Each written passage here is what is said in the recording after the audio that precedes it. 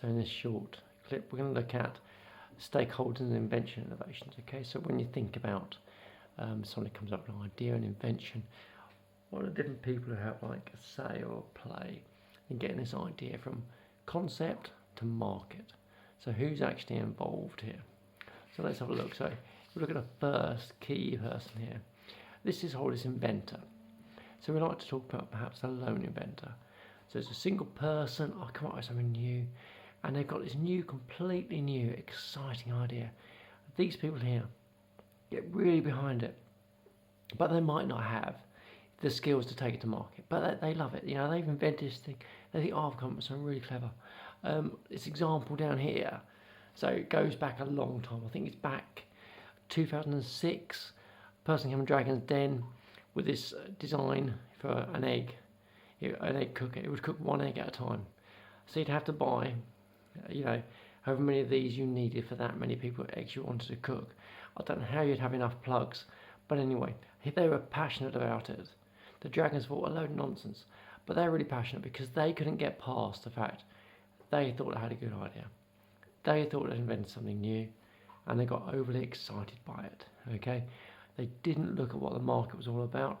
They didn't go into all of that. They just thought, I've got something brilliant.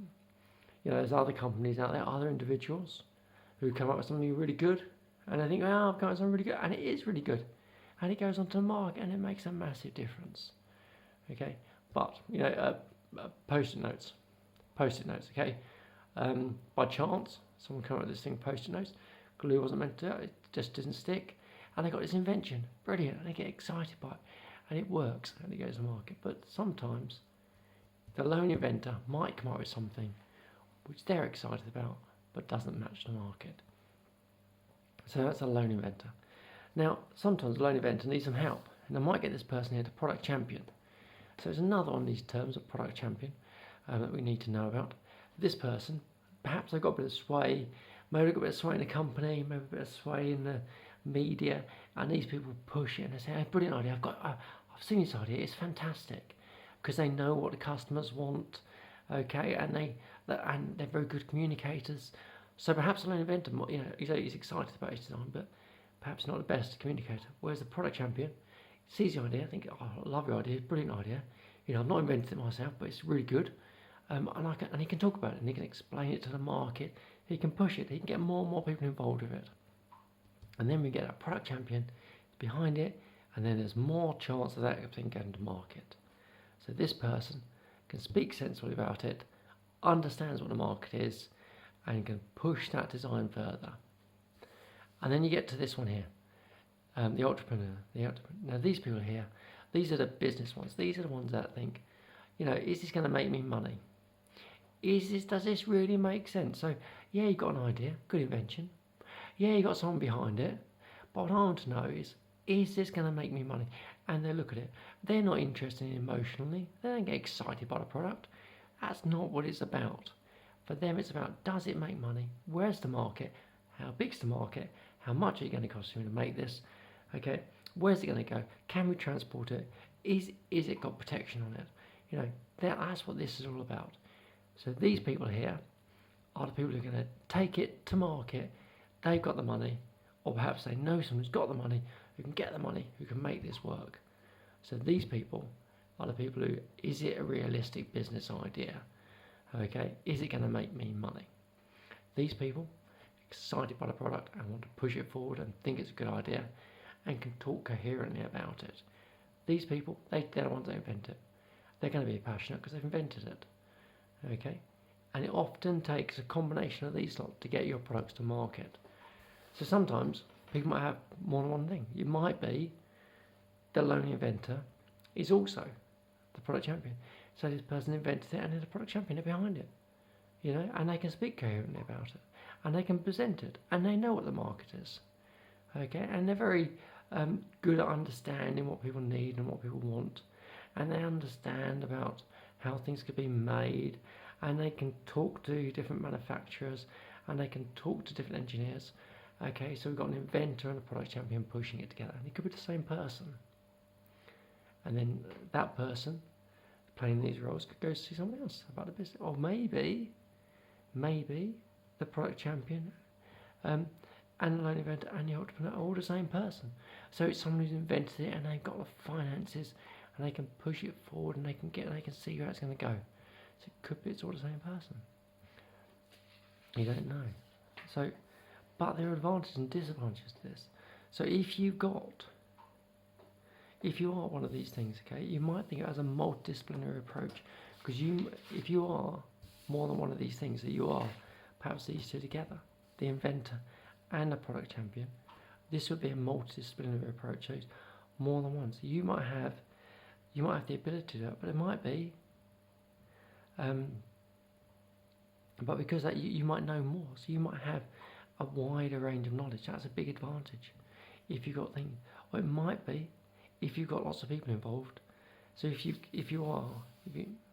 have all these different people involved, this could be really good, because all of these different disciplines, all of these different disciplines here, because you're involving all of these people, they're going to have a wider range of knowledge and backgrounds.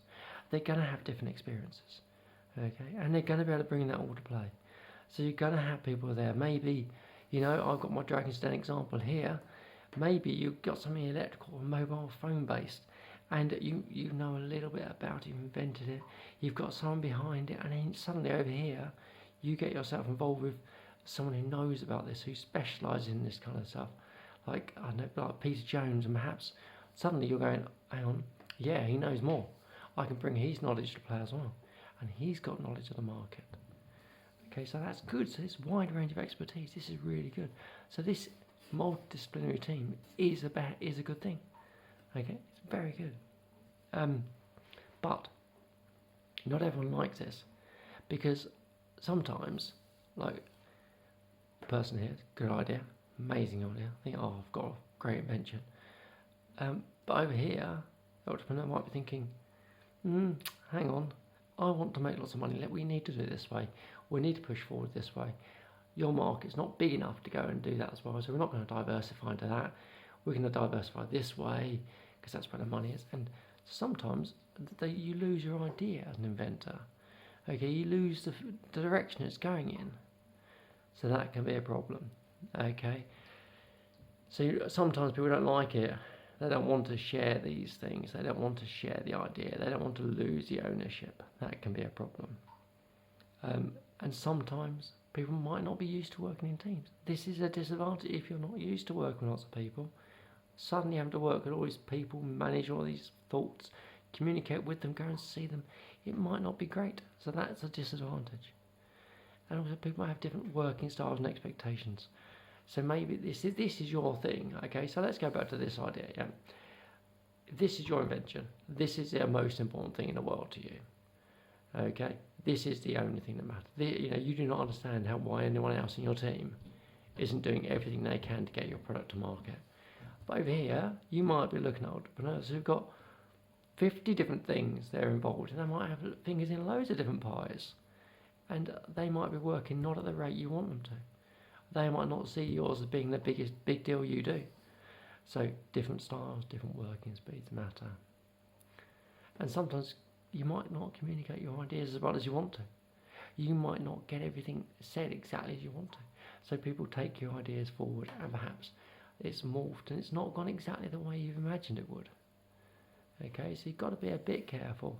So these are the disadvantages of working in a multidisciplinary team, having these different things. Okay, you might lose ownership of the idea. You might not be used to working in teams. People might have different speeds they work. Their importances might be elsewhere. Your thing might not be the most important thing, and you might miscommunicate ideas. But the advantages: share that knowledge, wider range of expertise. Okay, you might send people off different things. You might look at things different perspectives. So this is very good. This is, different ideas is always good. It's very hard to be a lone inventor or a lone designer. So in multidisciplinary teams, definitely have the advantages, but there's a few disadvantages as well, which we need to be aware of.